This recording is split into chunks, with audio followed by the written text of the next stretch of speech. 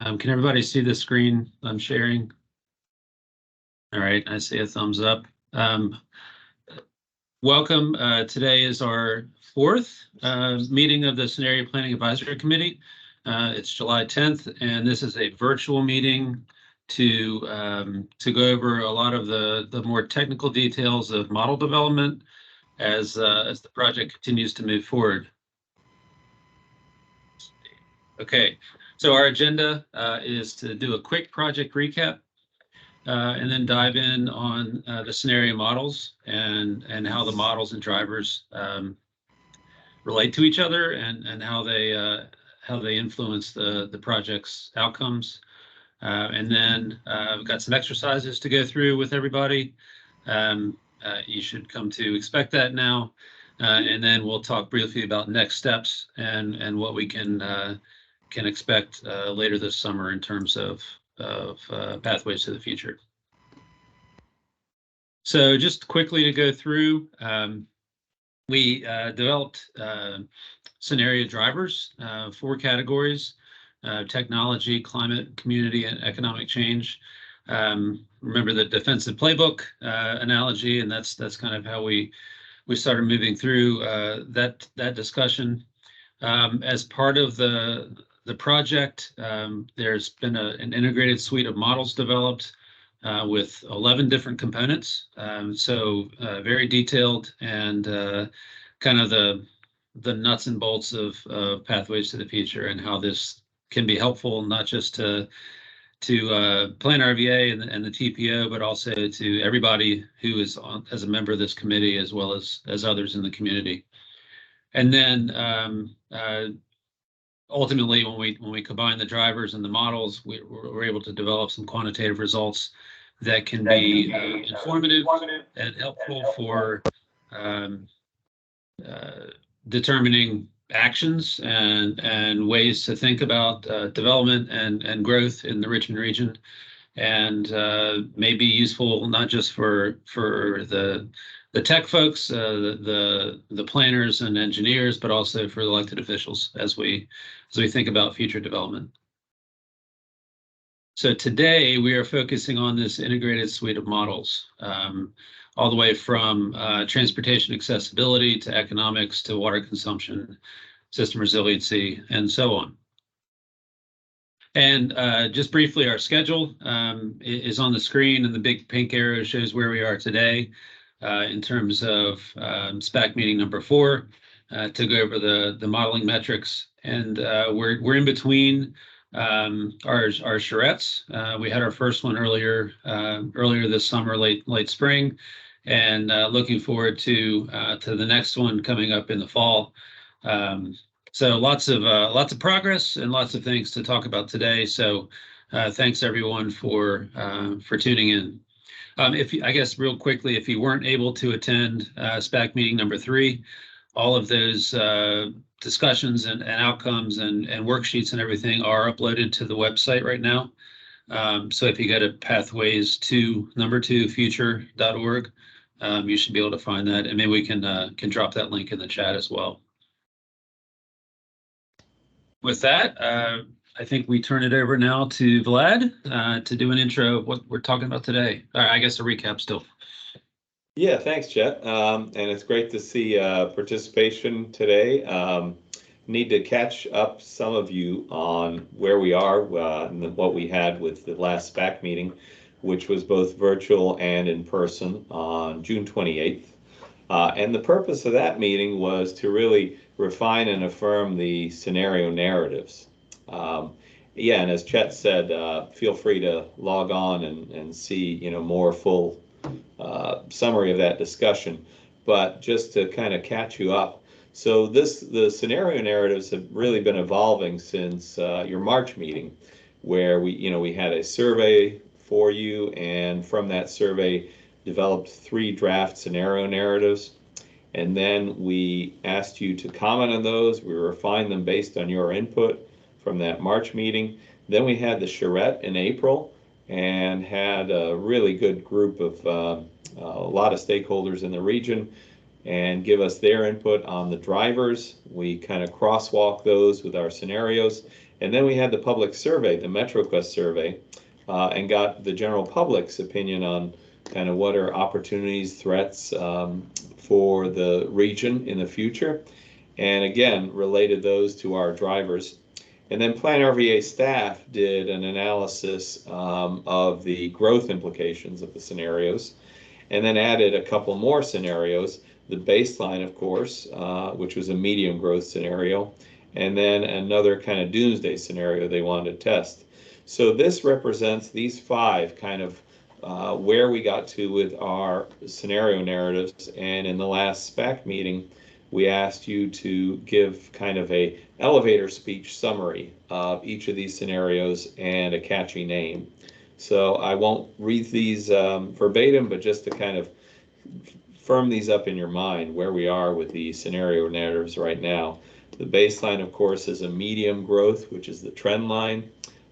It's looking at growth in suburban areas, a densifying urban core, and rural growth as well, with healthcare really dominating the employment sector, and kind of clean energy and technology adapted to based on regional trends. And then the RVA sinks, or doomsday scenario, was a real low growth scenario that says that there's a consecutive series of these disasters that the region doesn't really recover from fully, and so people and businesses begin to leave the region. Number 3 was Ecotopia, which was a resilient growth. That is a high growth, so that's higher than the baseline. And it says basically the region is attracting new growth, including climate refugees, searching for this kind of quality community that's being developed here with a lot of diversity and transportation choices, and a really strong, resilient response to changes that are happening. Number 4 is kind of the opposite of that. It's called SO 20th century, or new traditional growth, but it's also a high growth scenario, but it's a type of growth that returns to earlier decades. So primarily suburban and rural, kind of a split economy with professional at the high end, service at the low end, car-centric, etc., more kind of a reactive response to the change. And then finally, number 5, the group called it meh and safe. It's really a balance of resilient and conventional growth. So there's no kind of dramatic regional change. It's the same growth as the baseline, but it's hyper-local. So some localities are being proactive, resilient, and some are just reacting as needed. And it really becomes kind of a mixed bag as to what different localities are doing. So that's kind of where these have evolved to, and I know there's a lot of people who, or some people who weren't at the last SPAC meeting, and I wanted to pause here just to see if there's any questions or commentary on our scenario narratives.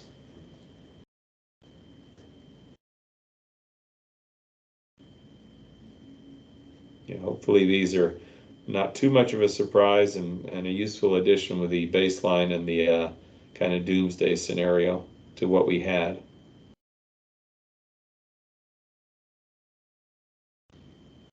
Okay, well, we can put a pin in that, and we're going to, as Chet said, focus more on the modeling, but keep these in the back of your mind, as this is what the models are going to be playing with, these 5 basic ways of looking at the future of the region. And I guess we can go on to the next slide. I do have one question, actually. Yeah, Can you hear me? Yeah. So I guess why, just briefly, why is option 5 considered medium growth versus since that's kind of the middle ground between 3 and 4, but both 3 and 4 are high growth? Yeah, Sula or Chet or others may want to add to this. My gut sense of that is that because it's a hyper-local response, the growth is correspondingly mixed between localities, and that the net total is about average or same as baseline. Some may be growing much faster than others. And it might be worth having Sulab touch on kind of the spectrum of possible futures that we're trying to cover. So yeah, I would like to say that when we talk about medium growth, the baseline, that growth is itself 34%. from 2017 to 2050. So that's 34%. That's quite amount of growth. If you compare to Hampton Roads area, it's just 17% within that time frame. So medium growth is already 34%. Low growth means it's not going negative. It's just less than the baseline. So it's going to be maybe 15%, 10%. High growth would be more than 34%. So we are comparing in that way. Great, thanks.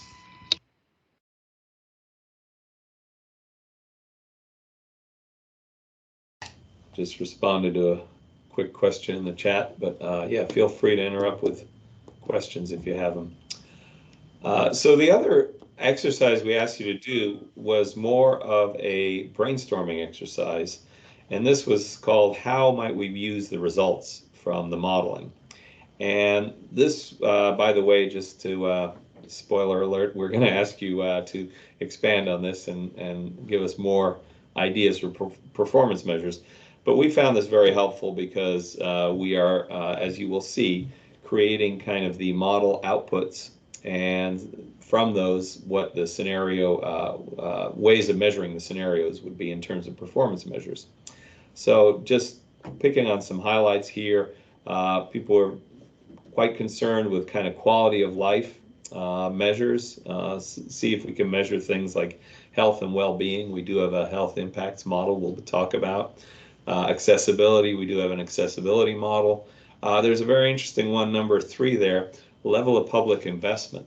So if you're getting this resilient response, how much does that need in terms of public investment? Or do we need to invest in new technology, things like that? In other words, it's a cost kind of metric. And we don't really have a cost benefit or a fiscal impact model in this, but it's a very interesting thing to consider is, you know, among these different scenarios, what different public investments might be needed. And then there were also kind of income. We do have an economic model, and all these others down at the bottom we'll be taking a look at as to how we can measure these with the different models. If there's no questions on that, there's a number of things to cover, so I'll turn it over to Lauren, I believe. Yep. I'll take it from here. So this is Srin. So good morning, all. This is Srin Varanasi with the Cordino Group. So we are as part of Plan RVS scenario planning, we're leading the modeling efforts in collaboration with all of our sub-consultants, including EPR, Michael Baker, and EVP. So you see this little puzzle diagram here that shows the central to the puzzle is the land use allocation model with 10 different models interlocking with each other on this.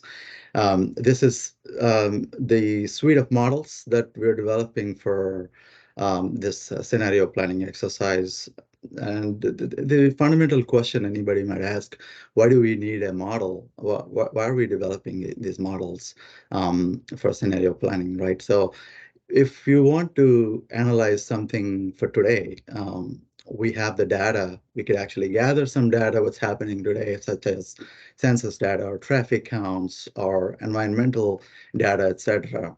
But what's happening in the future, based on various assumptions, we need some kind of consistent measure, a tool that can measure the impacts of these various levers and produce outcomes for the future. And the model outputs are the ones that will be useful for evaluating these scenarios, 5 different scenarios that we talked about, in a consistent manner. So can we produce all of the performance measures that were shown in the previous slide from these models? May or may not be. Maybe there are a couple of performance measures. We may need to look at some qualitative ways to evaluate. most of them would try to, our goal is to produce the outputs through the models suite of things here for most outputs. Go to the next slide, Chad. So a zoomed in version of these models and the connectivity here. So you could see that the Richmond land use allocation model at the top. So this is the model in which we evaluate the control totals at the top-down level, low, medium, high growth, and where does this growth allocate spatially into various regions, various TAZs. We're trying to evaluate a lot of this at the TAZ level, as transportation analysis zones. You can imagine that very similar to a census tract or some kind of block group level boundary that's used in transportation modeling primarily. Since that structure is already available, we're using that as the unit spatially to control most of our other models as well. So a lot of the inputs that feed into these models are fed at the TAC level. So you can see that the transportation demand model, the travel demand model, is the one that leading from the land use model that produces travel specific outputs such as vehicle miles traveled or vehicle hours traveled, or even what kind of travel times we produce, accessibility measures, and things like that. From travel demand model, there is other, it can feed into other models such as mobile emissions model and transportation accessibility model. They produce their own unique outputs such as the environmental impacts, such, for example, mobile emissions on the accessibility side of things, how far these destinations will be from our homes in the particular scenarios, how accessible each of the destinations can be from my origins. So those are different measures that these models can produce. And there is other suite of models that, in addition to the travel and land use, there is pollutant runoff loading models, there's land cover models.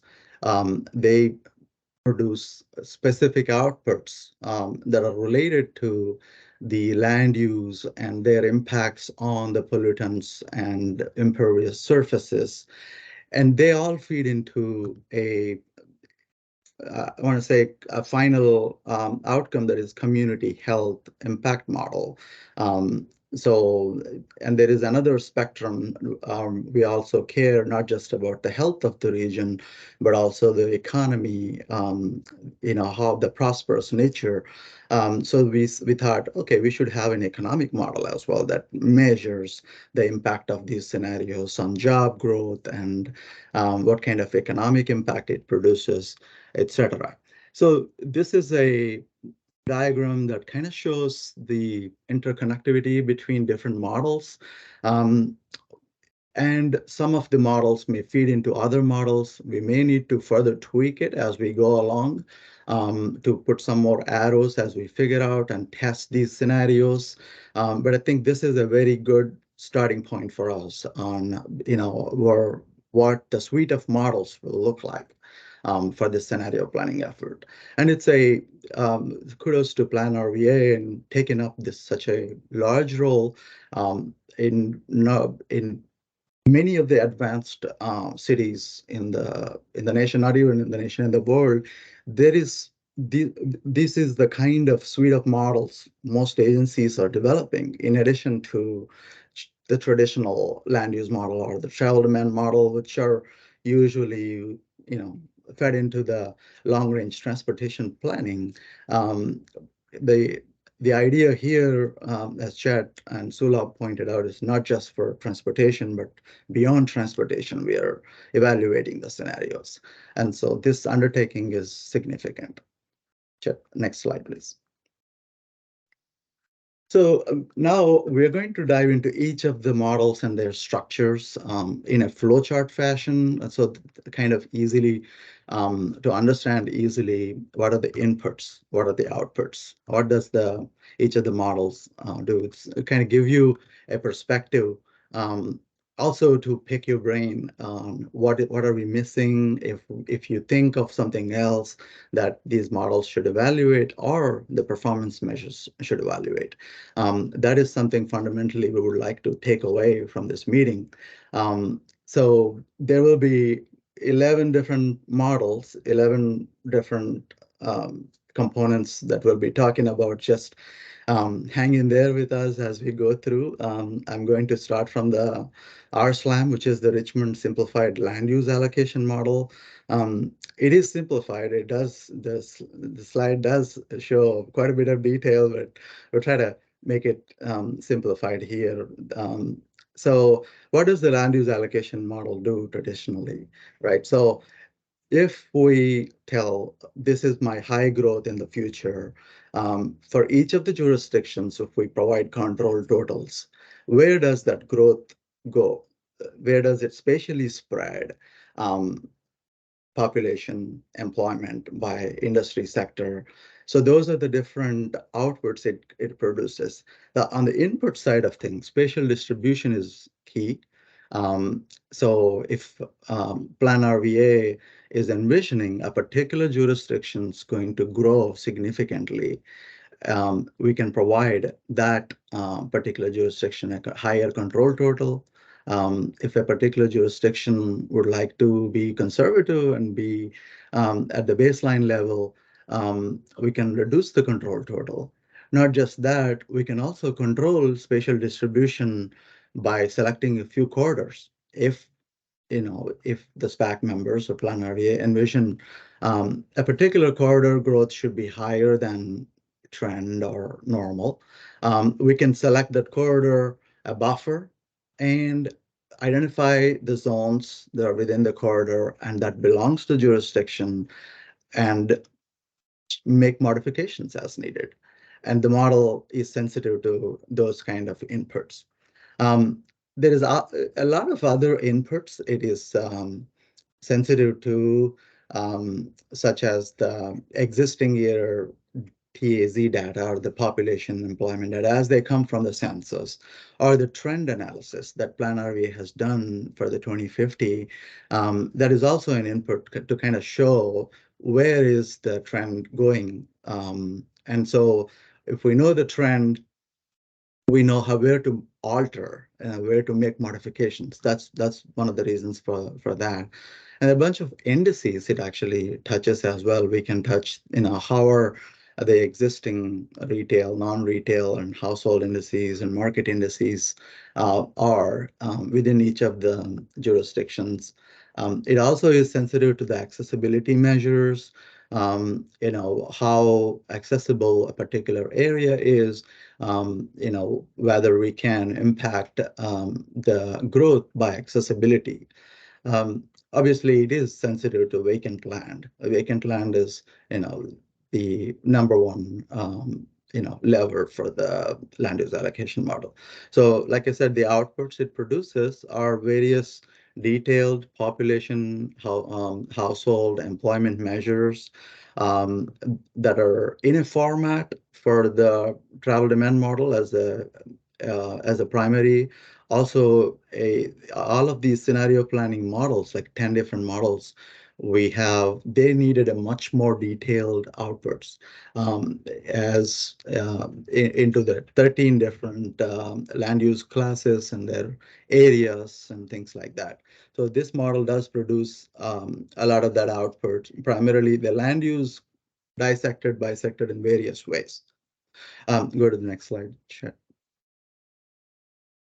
So I'm not going to go into this details of this flowchart. It is kind of provides the nuts and bolts of the land use model. So what I'm going to, in the interest of time, to go quickly over the inputs and outputs. Like I already covered the jurisdiction control totals.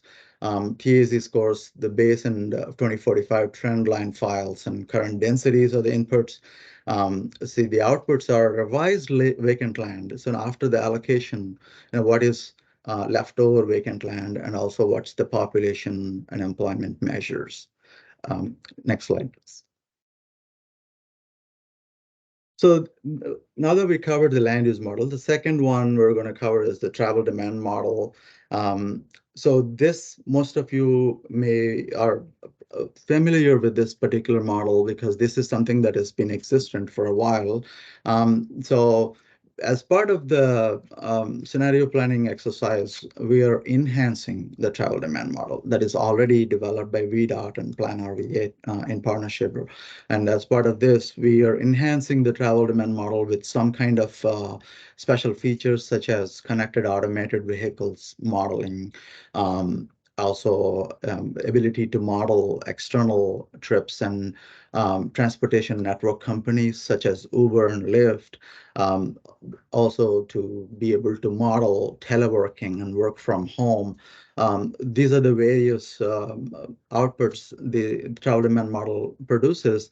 On the input side, you probably are familiar with the travel demand model. Their network, transportation network is a primary input. What is the fundamental existing conditions and existing plus committed into the future condition? In addition, what are all the land use assumptions? That's the fundamental input for the travel demand model. If the population and employment spatially they change, their distribution changes, the trips produced from those zones and the travel demand from those zones changes. This is very central to the travel demand model. Go to the next slide, Chet. The third one is the transportation accessibility model. This is an enhancement and actually innovation in our suite of things. A lot of the agencies that measure accessibility go with some simplified models. We're trying to be sensitive to the travel times by different modes. That's what the accessibility model does.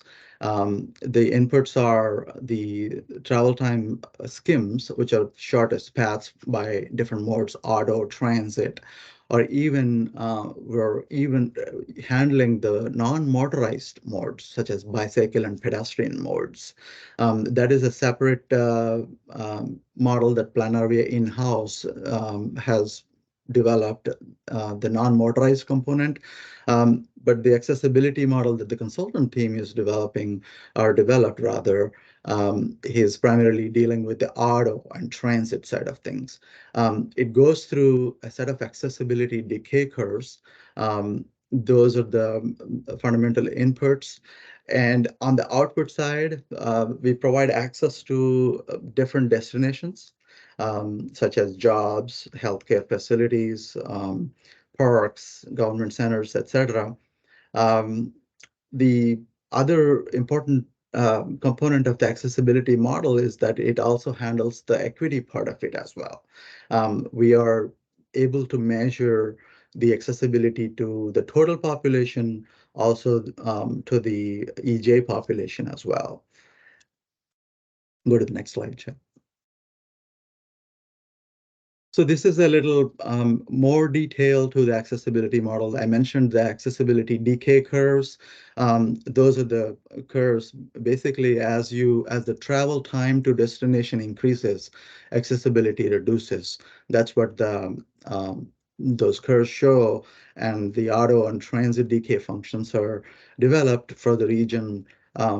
Primarily, they're borrowed from Virginia Department of Transportation accessibility modeling efforts. The access to jobs from the total population, EJ population, destination from the total and EJ populations will be measured through the accessibility model. So the next slide, please. The fourth one is the mobile emissions model, in which we focus primarily on two different types of environmental impacts, the greenhouse gases and other pollutants. So the enhancements primarily to the mobile emissions model as part of the this effort are focused on the greenhouse gases and NOx and PM 2.5 and the volatile organic compounds. The outputs are produced in terms of tons. So you can imagine if a scenario is developed, what kind of pollution it produces. That is a very important measure because it also impacts the health side of things for the region. So we thought the emissions model is very important. The reason why we call it mobile emissions is there is other component of the building emissions that Lorna is going to talk later on. Go to the next slide. Okay, at this point, I'm going to turn this over to Vlad for the land cover model. Thanks, Trin. And yeah, we've got 11 of these purple flowcharts to get through, so stay with it. But again, spoiler alert, we're going to be asking you what's missing in these, what's unclear, how might we measure impacts in these. So it might be good if you just jot down some notes later on, Lauren, and we'll be asking you for your input. Feel free to put them in the chat. On the land cover model. So this basically takes the land use input from the Plan RVA land use data set, and then it takes the best information we have on land cover, which is the Chesapeake Bay land cover data set. We combine those by seeing what is the average land cover for each land use type across the whole region. So we develop this kind of profile of this land use has this pattern of land covers. And then since this is a TAZ-based geography model, we create this land cover profile for each TAZ for the current, and then we can move them around for the future. And the basic output of this model is an impervious surface ratio. So we get that from the basic land cover data is what is the impervious or non-impervious in each TAZ, giving it a percent. And that goes to the pollutant runoff loading model, which uses those impervious surface ratios, which is, Lauren, I think, on the next slide. Thank you, Vlad. Yes, so that brings us to the pollutant runoff loading model. I just want for anybody who has worked with models like this in your practice, I just want to mention we had to create something new because our inputs are the TAZ geography-based land use inputs. So this is not, it can't be a watershed-based model. So what we've done is we've used a lot of the same kinds of data that you would use in a watershed model, but we've kind of put some constraints on how we're interpreting that. So as you can see, we start with the land cover model data, which gives us the impervious surface, and then we combine that with sort of geographic information, soil data, slopes, and rainfall, and that gives us the runoff quantity by TAZ. And then we use the land use data from RSLAM and interpret both the runoff quantity and the land use through runoff coefficients for each of the 13 land use types. And one way of looking at this to keep in mind is that what we have in here are different levers that we can use in the scenario planning. So, for example, if we want to model a policy of a more intense rainfall in the future, then we can turn that level on regional rainfall intensity. If we want to model a future with more responsible behavior or policies around water pollution, we can change those coefficients for the 13 land use types, and we can address agriculture by itself, for example. So there's a lot baked in here or packed in here that gives us access to interpreting those assumptions in our scenarios. And then so the outputs for this one are the tons per year of nitrogen, phosphorus and sediment. And we can layer into that interpretations by geography and other ways of measuring the results that apply basically things that we take from GIS. So that's the pollutant runoff model. We go to the next one. The next one is the most simple model we have in the whole data set. It is water consumption. And we want this in here, even though it is very simple, because it's an important consideration environmentally. But it is very simple. And so we're taking all of the, the land use and the 13 land use types from RSLAM, and we've accessed various data sources nationally and otherwise, and then kind of validated with more local data on average water consumption intensity by land use type. And then that gives us our total water consumption. But again, we can slice and dice that output in different ways as appropriate. Next model. And then the third one that that my team is working on is the energy emissions model. So this is the building emissions. So this is the kind of the counterpart to the mobile emissions, focused strictly on carbon emissions. And here, again, we have a set of coefficients by the land use type to interpret energy consumption, and we're stratifying that a little bit in terms of what's coming from electricity versus non-electricity generated energy consumption.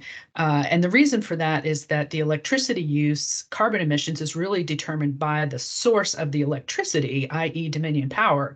So we can make some assumptions around what, whether we project that Dominion will meet their carbon neutral goals for 2050 or not, as an example. And then we're sort of stratifying out the non-electric energy use. Again, this is just based on literature, but it gives us something that we can work with in the model, and that gives us our carbon monoxide emissions from the non-transportation sector. And that's it for me.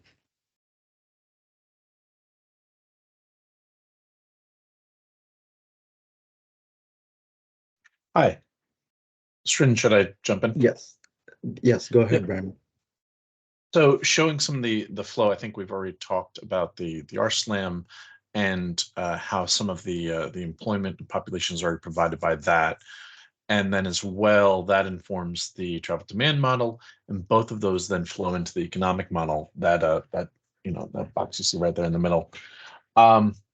As well, we'll be taking some data from the accessibility model and the energy consumption model and the water consumption model, and tying a lot of these together in some summary and price estimation work to actually give ourselves some couple bundled measures on what the total price would be in change between two scenarios. So when I say bundled, I mean, for example, we'd be taking water and energy change together and looking at differences between household change and also business change, use of both of those, and putting prices on them and saying, here's the price differential between these two scenarios for each household, based on what we said they were using for water and energy. Similarly for the business side.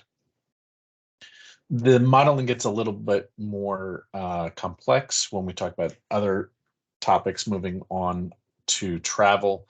For travel, we'll be doing two things. For one, we'll just be estimating the direct costs of travel based on various fixed factors that we work on a lot here at ABP.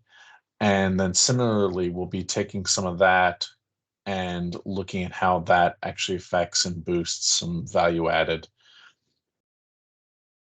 Then in the housing sector, we'll be taking a look at different differentials between the cost. Well, essentially it'll be reflective of the difference between the multi-housing and single housing mix and all the subsectors we've broken down between in RSLAM.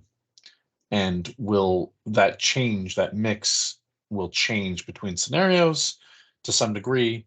And then depending on the prices we put on multifamily housing and single housing, that'll see housing cost changes in the end. The last topic, there are a couple more topics. One is just simply a summary of the industry changes that are coming out of the RSLAM model by TAZ.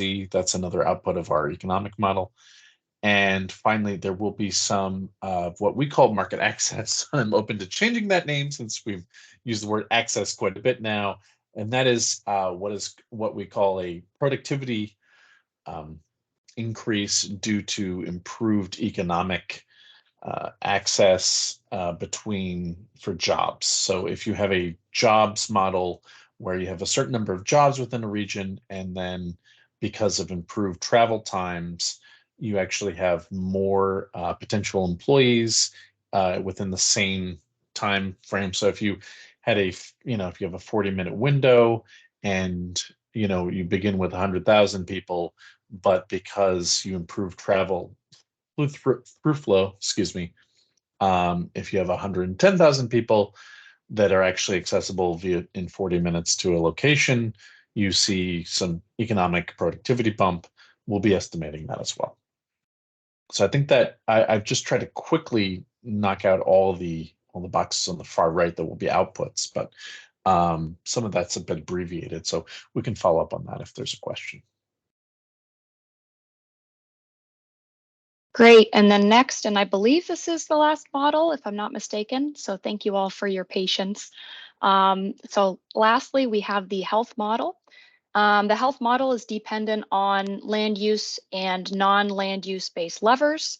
The land use-based levers include the RSLAM outputs, which we've discussed. Specifically, the outputs denoting changes in population density per TAS.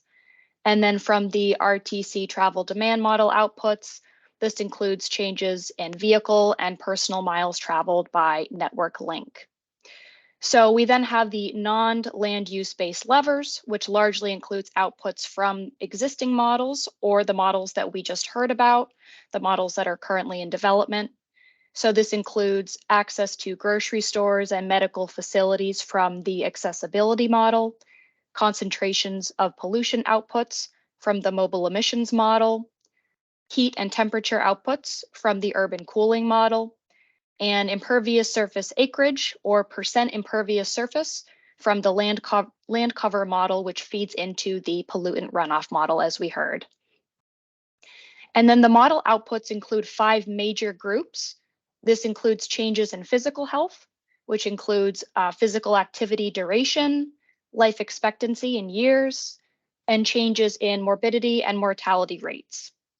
It also includes changes in mental health as one of the additional categories. This includes change in the incidence or rate of cognitive impairment or mental health disorders. The next category is change in pollutant exposure. And again, this is from the mobile emissions model. So this is showing exposure to varying levels of pollutants, including but not limited to PM 2.5, carbon dioxide, and nitrous oxide, and how this relates to changes in respiratory illness and disease incidence or rates.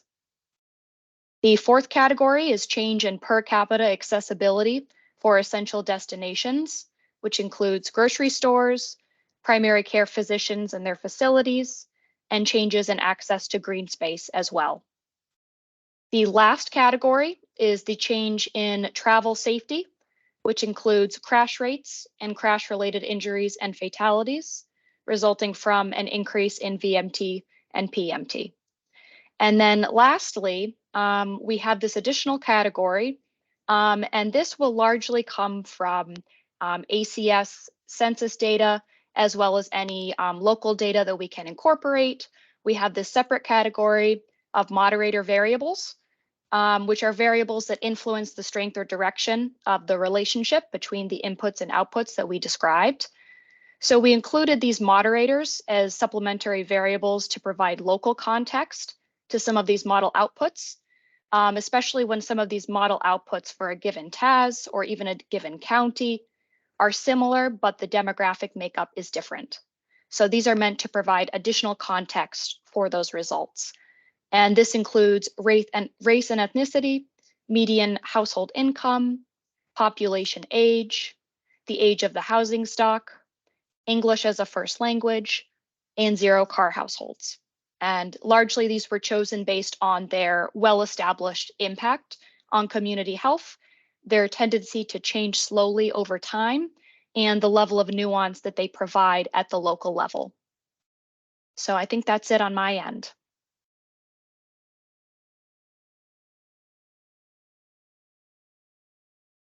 Okay, this is the last model which Plan RVA has developed in-house. We are calling it the system resiliency model or the natural hazards risk model. So basically what we are looking at in this model is we are looking at the impact of predefined natural hazards risk area on acres of land and population households. So as we know, the scenario output from the RSLAM model, which provides us the two data. One is the actual land use data by acres, and other is the TAZ level data, which includes households and population. Those are going to be the two input. And then we overlay those with the scenario specific predefined area, which I'll be discussing in the next coming slides. And then basically, once we overlay that, we get the output, which is the impact of acreage by different land use type, as well as the population households and jobs, which are impacted based on those natural hazards. Uh, and there's one other thing which we want to look at is that we have a transportation network for the future as well, 2050 transportation network, which includes projects which have been chosen for the long-range transportation plan as a constraint projects. So those larger projects like adding the interstate lanes or adding interchanges in the future, that's in that 2050 model, it doesn't exist in the ground now. So we'll overlay that 2050 network with the natural hazards risk area and then see what area, what traffic, the transportation links are segments of roadways would be affected based on the impacted area. And that would give us which links are impacted. So we also have a feedback loop from this model to two different models. One is the acreage impacted by the natural hazards risk model, which goes to the land cover model. But we'll only see if the impact is huge so that it doesn't take much of our time modeling.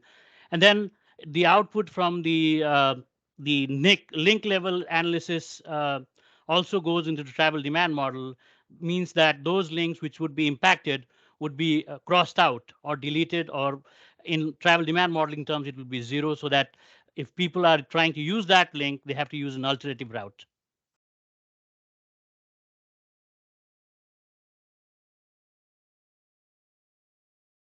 So we have included three natural hazards risk area. The first one is the water inundation areas, the flooding areas. So we looked at this in three different scenarios. So one is existing or the base 2017. So we are trying to look at whether we want to look at the 100-year floodplains or the 500-year floodplains. So basically, the 100-year floodplains means that there is 1% of annual flood risk, and 500-year floodplain means there is a 0.2% of chances of flood risk annually.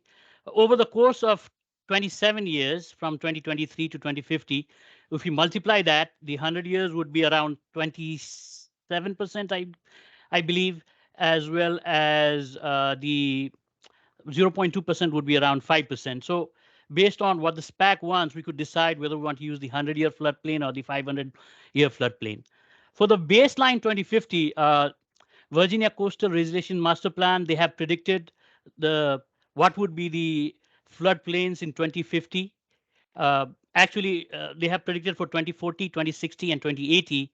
So we are taking 2060. That floodplain area would be different from what it currently exists now. So again, we have to decide whether we want to use the 100-year floodplain or the 500-year floodplain. And similarly, for the scenarios, we can choose either the 100-year and the 500-year floodplain. The graphic here, the map shows in purple, that's the 100-year floodplain, and in pink is the additional areas which would be included in the 500-year floodplain. So there's some minor changes if we add the 500-year floodplain, but the 100-year floodplain should cover most of the areas which might be a risk of flooding. The other thing, no, go back to the previous slides. Yeah. So the next thing is the sea level rise. So for the current or the base scenario, we are going to just use 0 foot. So meaning that there is no sea level rise. For the baseline 2050, based on literature review and consensus, 3 foot is what everybody is talking about would be the sea level rise in 2050. And we get the save file and the GIS data from National Oceanic and Atmospheric Administration. For the scenarios, we are going to base the sea level rise um, based on what the scenario describes. So it could be from 3 foot to 10 foot. At the minimum, it would be 3 foot, but it could be more than that based on the scenario. The RVA sink scenario, the doomsday, we might use a much more footage, probably maybe 5 or 6 foot sea level rise. So that depends upon the scenario. Next slide, please.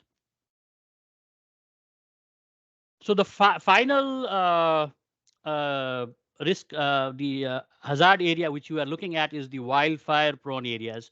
And this is much more complicated than the other two, which we have direct data.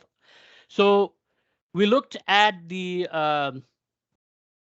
9 historic data variables for wildlife prone areas, and they are listed there, bond probability, community protection zones, and so forth. And based on the definitions, we try to reclassify them, giving different weightages.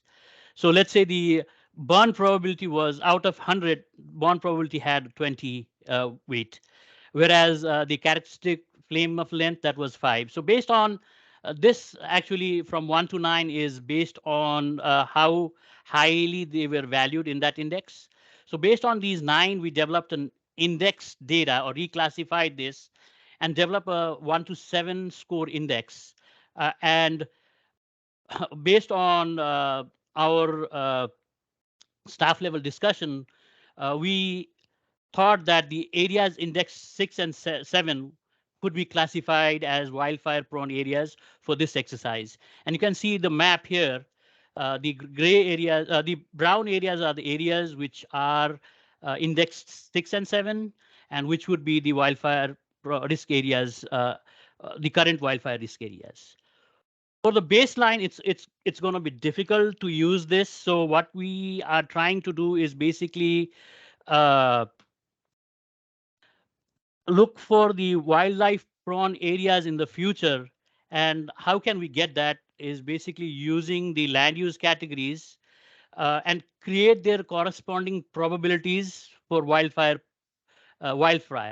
So we have these land use categories in the base year 2017.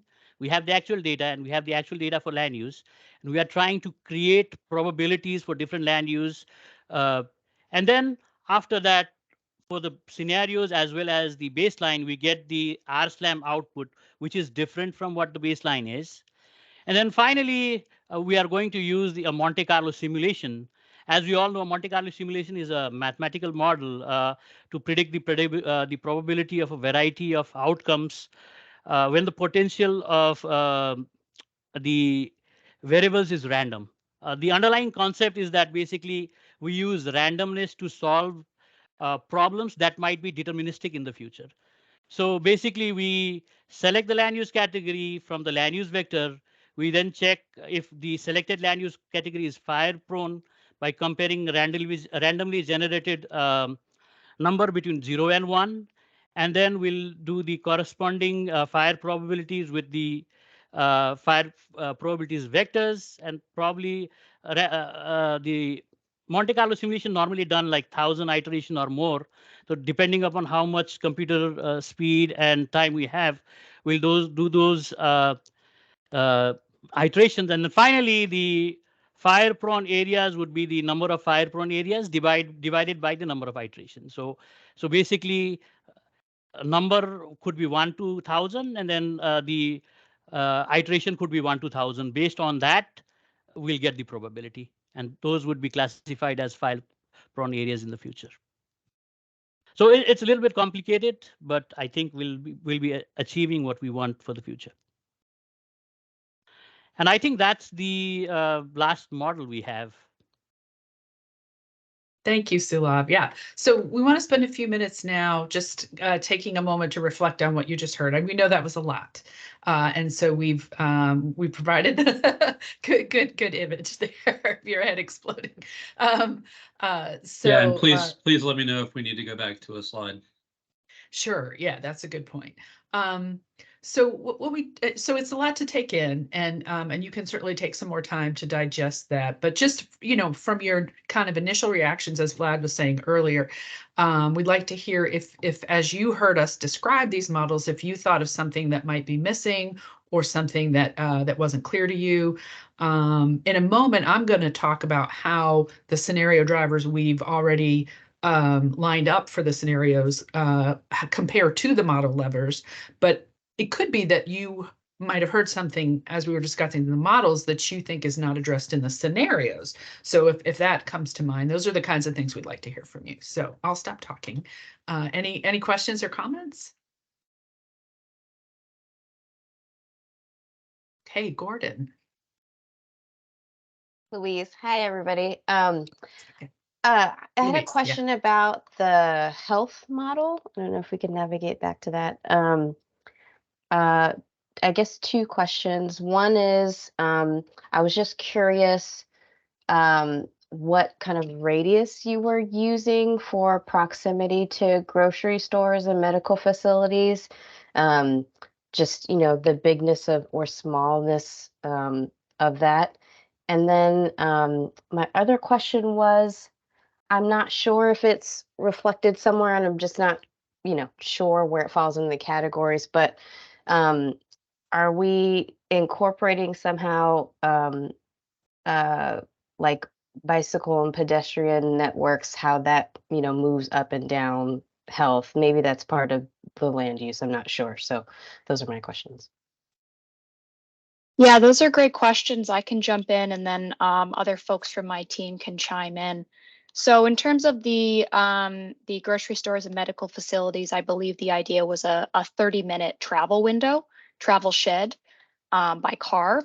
And I think what we're focusing on right now is looking at per capita changes, of course, because we're actually holding the number of facilities constant. So the change there would, of course, be the population density. In regards to your question about bike and ped networks, I do not believe that is currently integrated. It's a great point. I think the one thing we have right now that would perhaps, include that theme of active transportation would be the increase in physical activity. But that being said, I think that's, certainly a great idea and something that we can look into incorporating. Right. I just wanted to add to what Jess just mentioned. So 30 minutes is the window we consider for accessibility side of things as well. For auto, bike, and ped, for transit, we consider a little longer, 45-minute shed, considering that transit travel times will be usually longer. Okay. Kristen's got her hand up. Kristen. Yeah, thanks. I had a question about the floodplain for the model. I guess it's the resiliency model. So you had mentioned there was a question between using the 100 or 500 year. So I guess first I have a comment of my preference would probably be using the 500 year, just because some of us do regulate to that area. We know that the floodplain maps are based on historic data and are generally incorrect. So I think using the most conservative data set would be best. But my question about that is, we don't have 500-year floodplains for everywhere. So how would you handle that? I mean, we're going to have to use a combination of both. So I guess that's kind of my question is, what are your thoughts on that, or have you thought about that yet? So we would use whatever is available. It's not my areas of expertise, but if Sarah, if you want to say anything about it. That's what yes, it's whatever it's we use 500 where it is, and then we explain in technical description. I think where we can Okay. get a 500, we use the 500 for exactly the reason you're stating, Kristen. But Okay, and then are you also using the current effective, or are you going ahead and using the preliminary data sets that we have available? that is a good question, Kristen. I'm curious to hear your thoughts on that. I would recommend using the preliminary. I mean, I Okay. think everyone in the region already went effective except for us in Richmond. Maybe I might be wrong, but I mean, we've already gone through our appeal period, so they're going to go effective. So I would recommend using the preliminary data sets for anyone that has it available. But I think everyone else already went effective except for us. We were delayed for a few things, but I would just, I mean, double check, but I would use preliminary if it's out. We can double check with each look. We don't typically like to use anything preliminary, certainly without checking with everybody before using it, something like this. But we now know your opinion, which is very helpful. So yeah, that's easy enough. Thank you.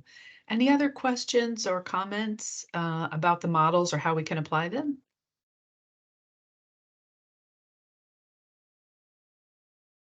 Okay, Louise, another comment?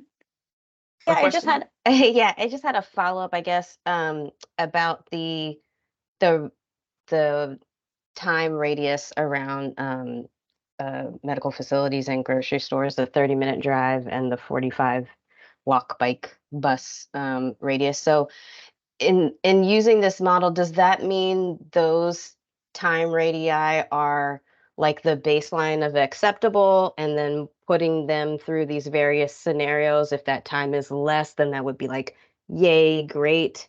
And if that time is more than that, that's boo, bad. Like, am I interpreting what this eventually means correctly? Yep, you're absolutely right. That's so the idea is that those radii will be constant across the scenarios. So you would have access to more healthcare facilities in a scenario where there is improved accessibility seen and things like that. And the bike and ped is 30-minute as well. It's just the transit is the 40-minute, 45-minute. Suren, I would like to clear that the 30 and 45 minutes is for jobs. For destinations, it's different for different destinations. I think grocery stores and pharmacies is 20 minutes. I think we have that spreadsheet in which we have the different destinations and the different time for different destinations. So the 30 and 45 minutes is for job. Just want to clear that. Okay, thank you. Thanks. And I see one more question from Peter, and then we'll move on and we'll have time for more discussion at the end. Go ahead, Peter. Thanks. This is Peter at VTRC. And you can skip either of these if you want. One general question is, to what extent do you have a sense of any items being double counted in multiple models, or within one model kind of being accounted for in different ways? And specific question was on the water consumption model, if the government had incentives to conserve water, is that accounted for in the scenarios, or would there be a way to adjust the model to account for that? Okay, so I'll take a stab. In terms of double counting, I think what really matters is how we interpret the data in our performance measures. So that's certainly something that we'll be thinking about, but we want the models to be highly interactive and use each other's data. So my quick answer to that is that that's something that we will be paying most attention to in the outputs and the performance measures in particular. And then on water consumption, so you're exactly right. I mentioned we have these coefficients by land use type, and we can also apply different future assumptions by geography too. So for example, in the hyperlocal scenario, we might lower the water quality consumption ratios in a jurisdiction that in that scenario is being more proactive, but not everywhere. So that's where kind of the beauty of these tools comes in, is we can use those relationships that we've created between the land use forecast and our outputs to implement our scenario assumptions. Does that Got answer it. your Thanks. question? Yeah. Oh, good, good. Okay. All right. I think we should probably move on because we've only got about 23 minutes left. So I'm going to do a quick crosswalk for you of the scenario levers with the scenario drivers from the scenarios as we've developed. I'm sorry, the model levers that we just described through our series of flowcharts with the scenario drivers that come from all the work this group has done, and along with the public input and charrette input on the scenario drivers. So you can go ahead to the next slide. So starting with the community drivers, what you're going to see in this series of slides is a table. The first column is the overall driver dynamics. That should look pretty familiar from the framework we've been using.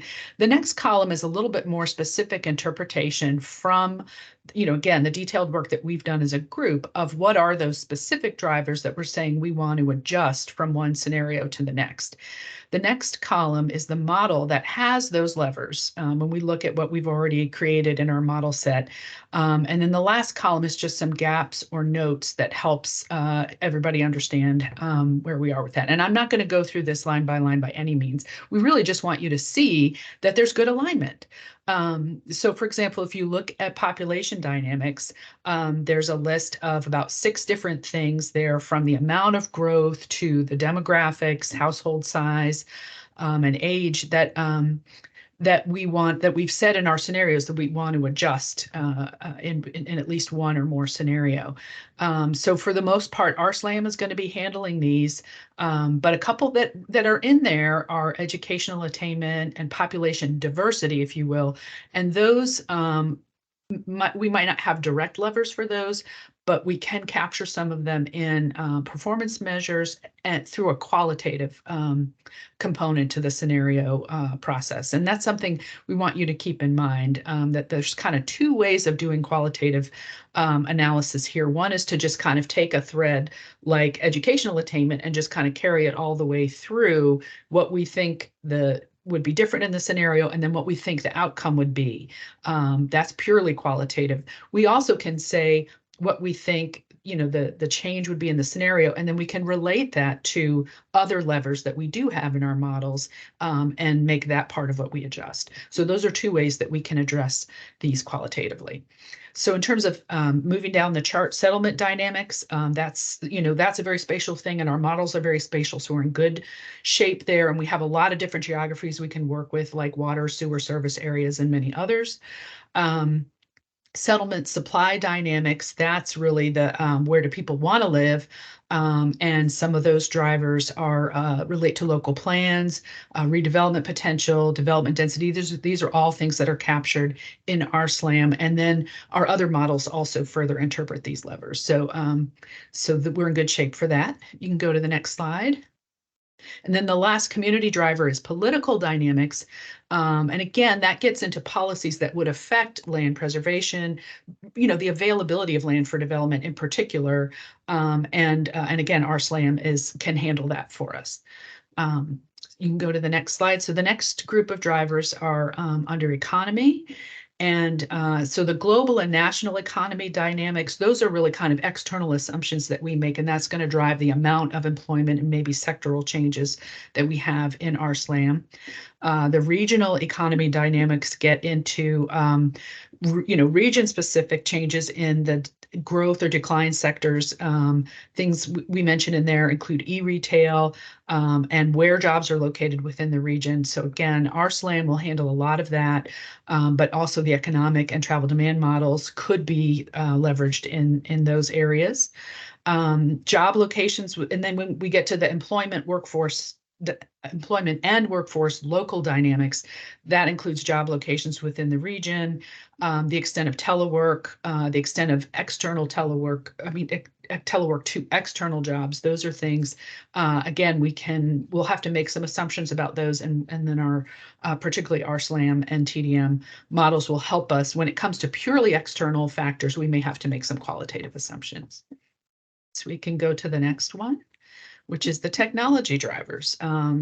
And so now we're moving away from kind of the core things that RSLAM is doing for us and starting to leverage more of the other models in our model set. So if you start with transportation technology dynamics, you saw in the flow chart for the travel demand model, there's a whole set of assumptions there that we'll be making about different types of adoption rates that relate to technology, including EV and CAV. Automated freight can be reflected in the economic model as well as the travel demand model. Parking dynamics is mentioned. That's kind of a land use factor, but it may be something that we make qualitative assumptions for and then, make sure to capture that in our outputs. Moving to the next set of driver dynamics around transportation mode shift dynamics. Again, this is something we can make changes in the travel demand model if these are things that we don't want to just kind of play out as a result of land use, but we want to make explicit assumptions about these, such as auto ownership by geography, micromobility, transit, bicycle and pedestrian, and high-speed intercity rail. And the bicycle and pedestrian we may need to circle back to because there are kind of two different accessibility models that we may have to use in order to capture that. And then we talk about high-speed intercity rail. So that would be kind of an external factor that could affect either land use or economic dynamics in the region. And so we'd need to make some qualitative assumptions around that. And then the last technology area is the other technology dynamics. So those include broadband, remote work, robotics, 3D printing, and clean energy. We have the ability with our models, especially in those first two categories, to kind of set up a chain of logic through RSLAM and the travel demand model. Robotics and 3D printing could be reflected in some ways in the economic model. That would take some qualitative interpretation. And then clean energy we should be able to capture in the building emissions and energy model. So, and then finally, we have the resilience drivers. And as you saw in the last part of the meeting, we have a lot of data and a lot of our model set is focused on resiliency. So as of now, we don't really see any gaps here, but it's still important to acknowledge that in some of these areas, we're going to have to make some, explicit assumptions about how these things change in keeping with our models. So the pandemic, for example, would affect the mobile and the building emissions models, but maybe some others as well. And the greenhouse gas emissions, same story there. The climate change and flooding, I think there might be a little alignment error on this one. I think the first row next to the pandemic is where we might use a bunch of models, and everything else is up one. So climate change and flooding relates to the pollutant runoff. And also the travel demand model, when you look at the hazard interpretation that Sulabh just talked about. System resiliency also comes into effect here. And then climate change and heat is something that will affect that we can capture in the community health model in particular. And then sea level rise, again, the system resiliency model can help interpret the sea level rise, and then that feeds back into RSLAM and the TDM models. So, so we've got a whole group of models that can address these issues together, some of them in an interrelated fashion. Then we've got the environmental policy dynamics. So for example, with clean energy, I mentioned when I was describing the building emissions and energy model that's something we need to decide for, for all the electricity generation that's represented in the building emissions. The carbon footprint comes from the electricity generation. So that's something we'll have to reflect there. The system resiliency model may also address that. Clean transportation will be interpreted in mobile emissions. Sustainable agriculture can be captured in pollutant runoff and system resiliency. Environmental regulation depends on what it is, but as with the example that just came up from Peter's suggestion, we can look at that in the water consumption model. We can look at that in the pollutant loading model, and we use nutrient loading and pollutant loading interchangeably. I apologize for that. And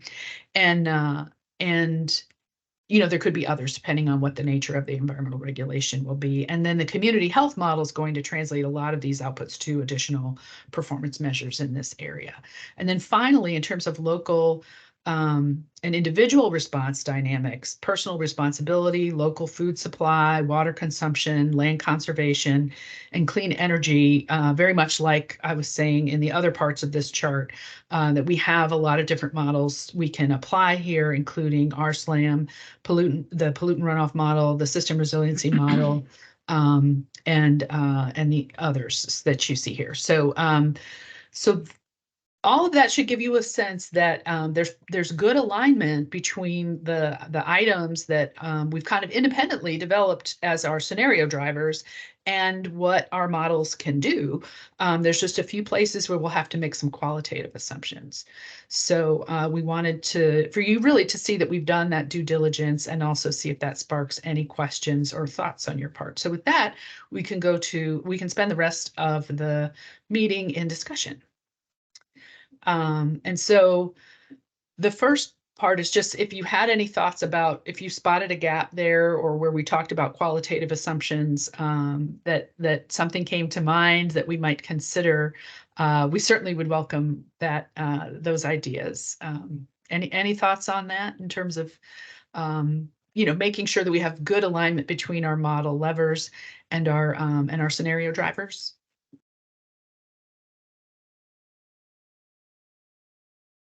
I'm finding it pretty overwhelming. There's a lot of moving parts in this. It's very exciting also to think about the possibilities. In terms, I've been thinking about how to get more people engaged. You're asking the question, well, geez, did we forget anything? I don't know. I mean, there's just so much. It's really hard to discern. So perhaps it would be very useful to come up with a handful of use cases or real scenarios that really demonstrate the usefulness of bringing all these different tools together. When I think about scenario analysis, the magic of it is that it reveals bottlenecks and things that we didn't think of when we were originally wrapping our heads around the entire problem. And so and I don't have any examples, I'm still trying to digest everything, sure. But if it was possible to come up with a handful, maybe 3 or 4 scenarios that would start with a base case and some of these assumptions and then move in a direction of, well, we had some economic challenges and we slid into this direction, but we know that other people are moving into electric vehicles and this possibly could happen. And then what I think it would raise the question of, and then what do we do? Because I think we can come up with all these numbers, but what we really want to do in pulling these scenarios together is to identify challenges for policymakers that they can say, oh, if these 2 things happen, then if we're going to be able to handle that situation, we need to start thinking about changing some laws. We need to think about investing more in some new areas. So if we could come up with some scenarios whose final punchline was a change in policy or a redirection of investment into a particular area, I think that would help people wrap their heads around the complexity of all this, because it's a great toy, and I'd love to sit around and Sulabh and I could get together and play around with this for an awful lot, but you really have to digest it to some policymakers who are worried about their constituents. And that's really, if we could have a couple scenarios that are complex, a lot of moving parts, but simple to understand with some punchlines that scenario or policymakers could understand, that would be a home run. Well, John, I think you've just done a really top-notch job of describing what we're planning to do the rest of this year. Chet will cover this at the end of the meeting, but you're exactly right. What we need to do next is take these out kind of for a spin. And so we've got our 4 scenario narratives developed, and those are going to be the test cases. But you've really done a good job of capturing the why, right? Why are we doing this? Well, we want to come out with insights about what could happen that really get us a set of risks and opportunities about the future that we can put in front of policymakers. So thank you for that. That was a really great synthesis of what this exercise is for.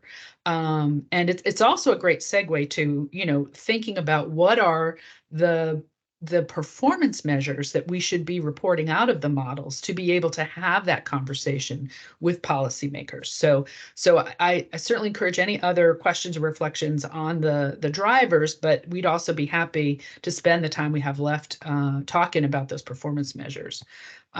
So we covered some good ground with that in the last SPAC meeting, but love to hear additional thoughts on that.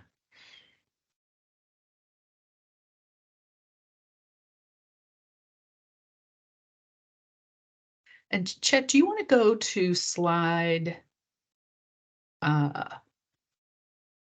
7, which has the output from last time, because that's a good primer for everyone. You can see what people have already said and see what you would like to add to that.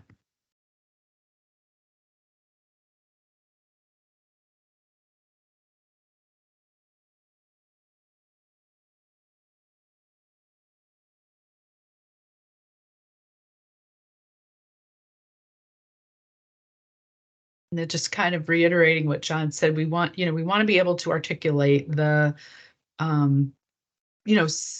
fairly simple and straightforward outcomes that will get policymakers thinking about what they need to do to be prepared for the future.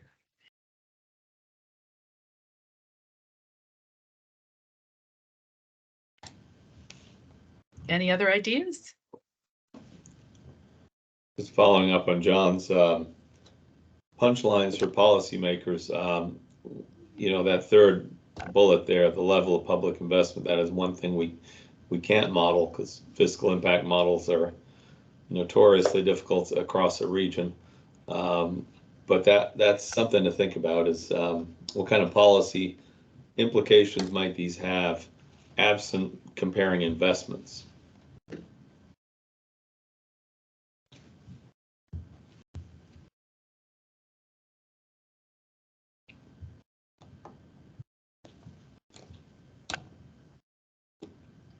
Do you see anything missing from this list that you want to throw out there as a further ideas for performance measures?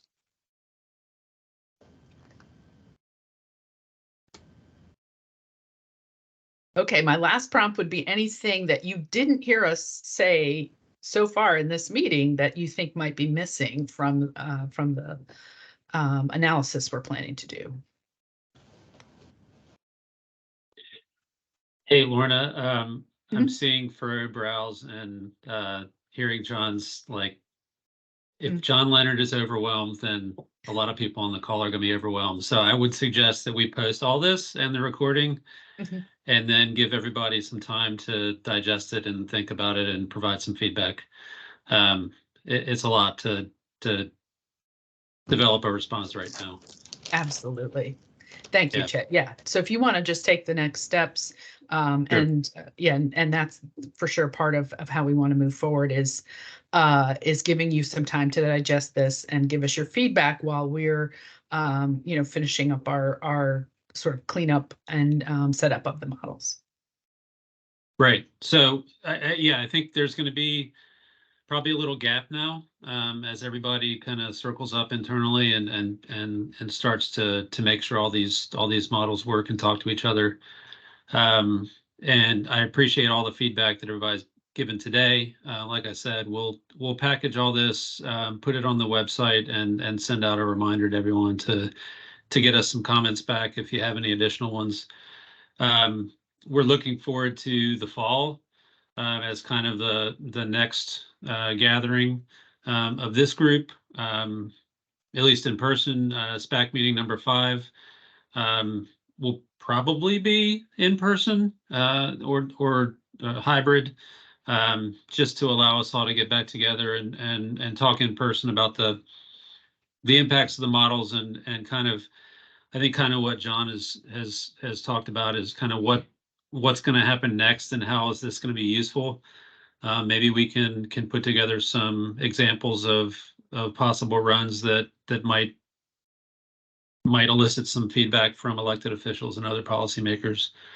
And then that'll lead into our second round of or our second stakeholder charrette in the fall to kind of show kind of a more polished version of this is what scenario planning actually does, and get some feedback from the larger group.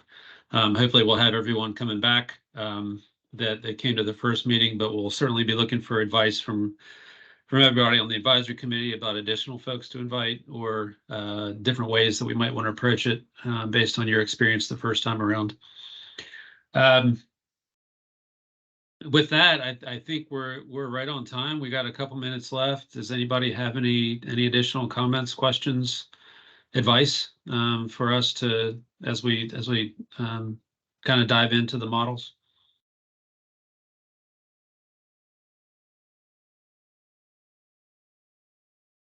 John? Yeah, yeah, I just thought of another measure. Was there anything in there about safety and response times for emergency vehicles? Good question. Let me go back.